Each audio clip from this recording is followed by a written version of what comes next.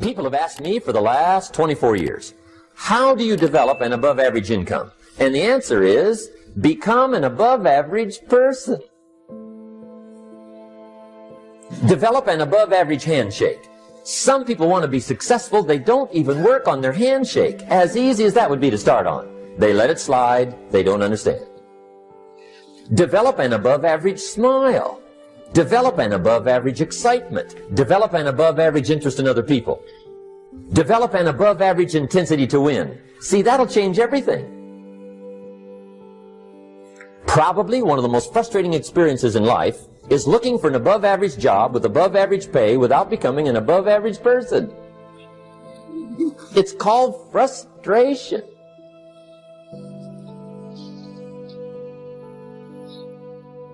And Mr. Shoaff gave me probably the greatest clue he gave me when I first met him.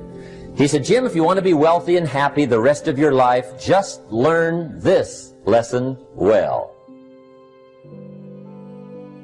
He said, learn to work harder on yourself than you do on your job.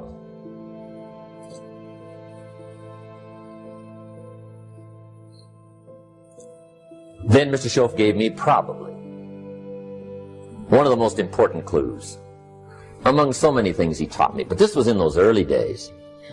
Mr. Shoaff was very kind, but he was also very abrupt. And he had these interesting questions to ask. I'm giving him a little rundown one day on how things hadn't worked out for me. He said, Mr. Rohn, I've got the answer for you if you will listen carefully. And listen carefully I did that day and for the next 5 years. If somebody's wealthy and happy, you gotta listen. He said, Jim, I've only known you a short time. But he said, it's already my honest opinion that for things to change for you, you've got to change. That wasn't quite the answer I was looking for. But that's the answer he gave me, and I pass it along to you. For things to change for you, you've got to change. Otherwise, it isn't going to change. Before I met Mr. Shoaff, I used to say, I sure hope things will change. Right?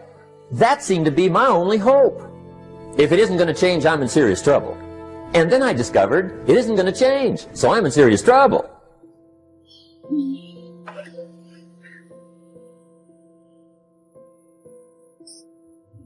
See, I can tell you what the 80s are going to be like. You have dropped into the right place. I did a seminar one time for Standard Oil executives and management in Honolulu. And we're having a conference one day on this big conference table. And one of them said to me, Mr. Rohn, you know some fairly important people halfway around the world. What do you think the 80s are going to be like? I said, gentlemen, I do know the right people. I can tell you. So they all listened very carefully. And I said, gentlemen, based on my wide experience, I can really honestly say to you, in my opinion, in the 80s, it's going to be about like it's always been. Aren't you glad you came? That's inside. I don't pass that around just everywhere. Now, of course, I said that to make a point, but I also said it because it's accurate. It's going to be about like it's always been. It isn't going to change. The tide comes in, and then what? It goes out. For 6,500 years that we know of, recorded history, and probably long before that. So it is not going to change. It gets light, and then what? It turns dark. 6,500 years. See, it's not likely to change. And we're not to be startled by that. If the sun goes down, the guy says, what's happened, what's happened? It means he hasn't been here long, I guess, right? It always goes down about this time. The guy says, well, I don't like that arrangement. Well, you got to talk to somebody besides me, right? It gets light, then it turns dark. In rotation, the next season after fall is what? Winter. Pray tell, how often does winter follow fall? Every year regularly for the last 6,500 that we know of. See, it is not going to change. Now, some winters are long, and some are short, and some are hard, and some are easy, but they always come right after falls. It isn't going to change. Sometimes you can figure it out, sometimes there's no way to figure it out. Sometimes it goes well, sometimes it gets in a knot. Sometimes it sails along, sometimes it gets in reverse. See, that's not going to change. The last 6,000 years reads like this: opportunity mixed with difficulty. That's how it reads. It isn't going to change. The man says, well, if it isn't going to change, how will my life ever change? Answer, when you change. And whether I'm talking to high school kids or business executives, my message is always the same. And it goes like this: the only way it gets better for you is when you get better.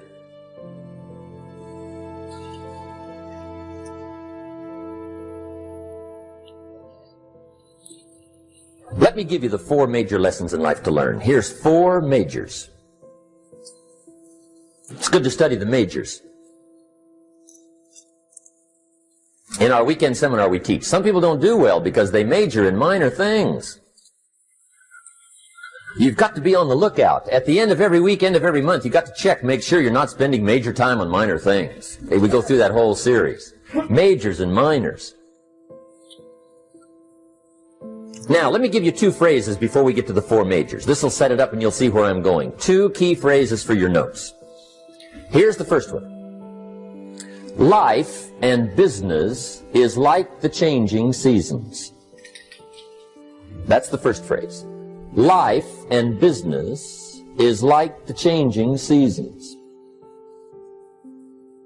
One of the best ways to describe life, it's like the seasons. Frank Sinatra sings, life is like the seasons. Now here's the second phrase. Very important. You cannot change the seasons, but you can change yourself. You can't change the seasons, but you can change yourself. And see, that's how life gets better for you, not by chance, but by change. Now, here's the 4 major lessons in life to learn. I've got my first book finished, came out a couple of weeks ago. This is in it, the 4 major lessons in life to learn. Here they are. Number 1, learn how to handle the winters. That's lesson 1. They come right after falls, with regularity. Some are long and some are short and some are hard and some are easy, but they keep coming. You must learn to handle the nights. They come right after days. You must learn to handle difficulty. It comes right after opportunity.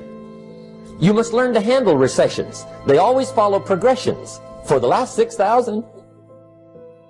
See, it isn't going to change. The lesson you must learn is how to handle it. And there's all kinds of winters, right? The winter when you can't figure it out. The winter when it all goes smash. The winter when it turns belly up. The winter when it won't work, when you've run out of money and you've got a broken heart. See, those are winter times. There's all kinds. Economic winters, social winters, personal winters. When your heart is smashed in 1,000 pieces and the nights are unusually long, your prayers seem to go no higher than your head. It's winter time. Barbra Streisand sings, it used to be so natural to talk about forever, but used to be's don't count anymore. They just lay on the floor till we sweep them away.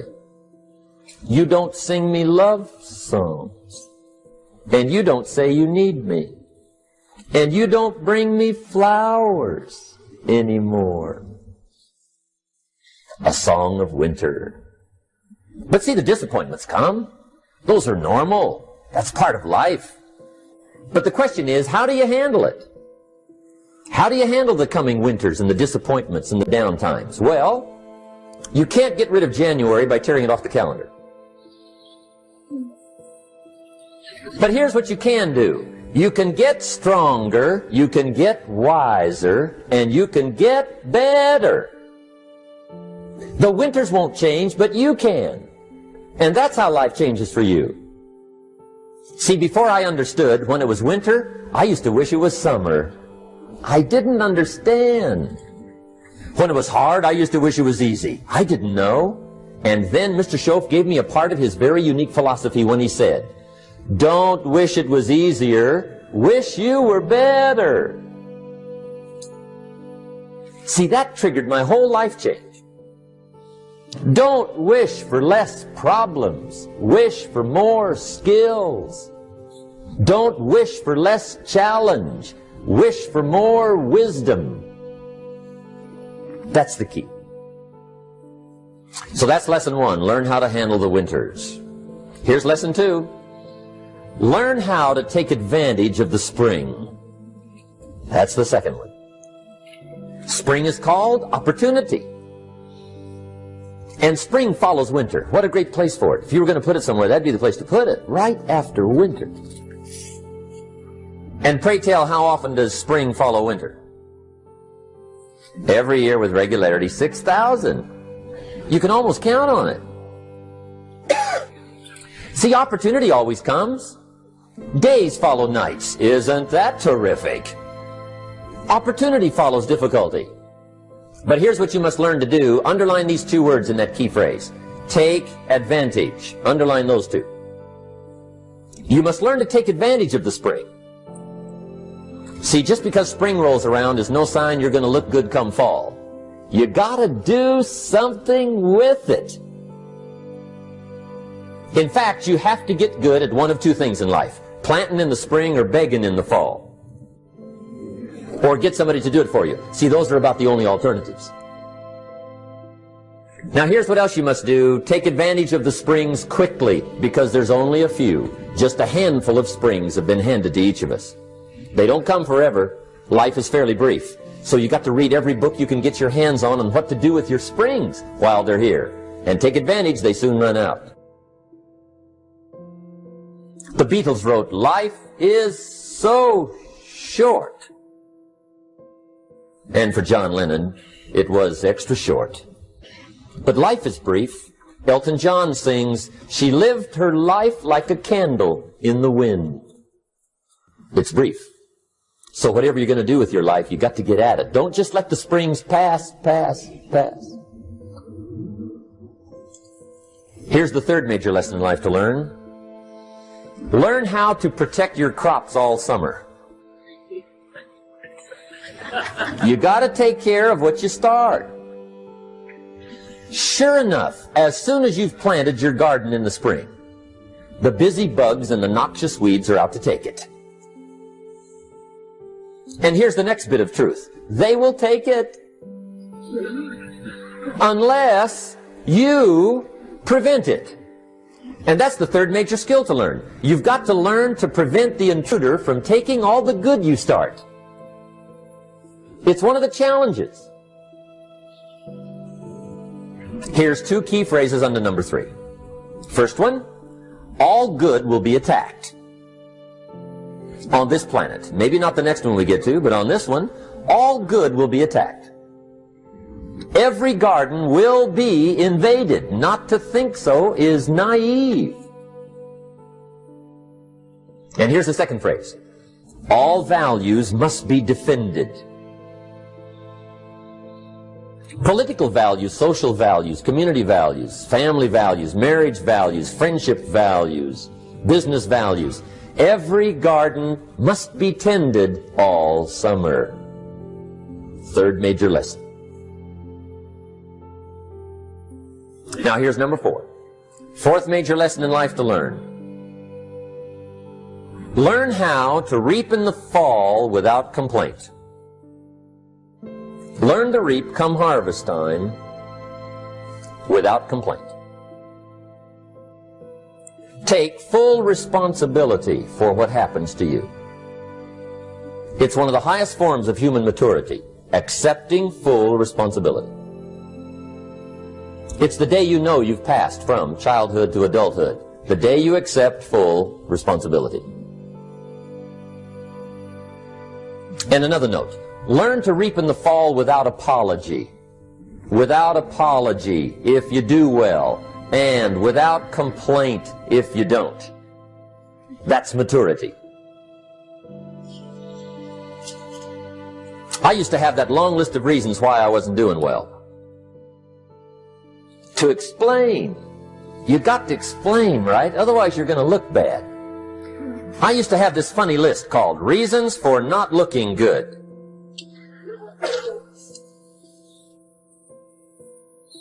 I used to blame the government. I mean, you can believe that or not. It was at the top of my list. I had a lecture second to none. The government. That was on my list. I used to blame taxes. Look what you got left after they take everything. And they expect you to do well. That was on my list there. Prices, that one's easy, right? You walk into the supermarket with $20, come out with a little half bag. So I had that on my list. I used to blame the weather. I blamed the traffic. I used to blame my car. I blamed the manufacturers. I used to blame the company. I blamed company policy. I used to blame the training program. I blame my negative relatives. They were always putting me down. I blame my cynical neighbors. They're just selfish, looking out for themselves. Won't loan you money? They were on my list.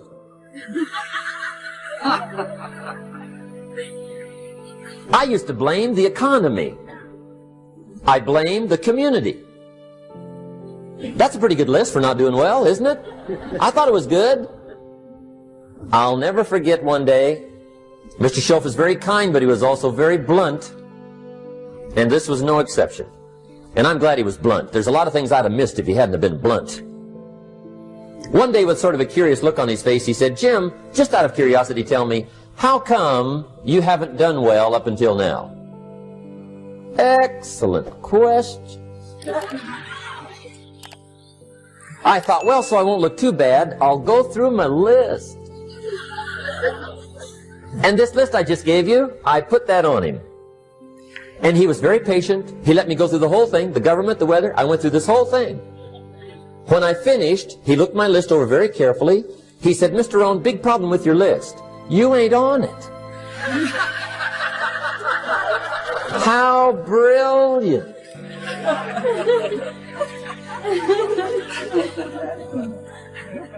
When I went to work for him a few months later, I learned very quickly to tear up my list, reasons for not doing well, and I threw it away. And I got me a fresh piece of paper. And I put one word on it. Me. There's a Black Heritage spiritual that says, it's not my mother nor my father, nor my brother nor my sister, but it's me, oh Lord, standing in the need of prayer. See, I used to blame everything outside. And then let me give you a little philosophy that helped turn my life around. For your notes, here it is. It's not what happens that determines the quality or the quantity of your life. It's not what happens. And the reason is because what happens to about everybody. No different. The sun went down on all of us last night. A common event, a happening. And I found out that the same things can happen to two different people. One gets rich and one stays poor. Why is that? It's because it's not what happens, but rather it's what you do that changes everything. So that's a key phrase. It's not what happens, it's what